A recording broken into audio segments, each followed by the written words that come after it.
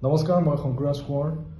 পোনপ্ৰথমে US বসবাস কৰা প্ৰত্যেকজন অসমীয়াক মই আন্তৰিক শ্ৰদ্ধা জনাইছোঁ, সেৱা জনাইছোঁ আৰু বহুত মৰম জনাইছোঁ। এইবাৰ কেলিফৰ্ণিয়াৰ ছেন ফ্ৰান্সিস্কো বে এৰিয়াত অনুষ্ঠিত হ'বলৈ গৈ আছে আছাম কনভেনশ্যন। আছাম কনভেনশ্যন পাতি আছে Assam association of north America. আৰু এইবাৰ মোক আমন্ত্ৰণ জনোৱা হৈছে গীত পৰিৱেশন কৰিবৰ কাৰণে।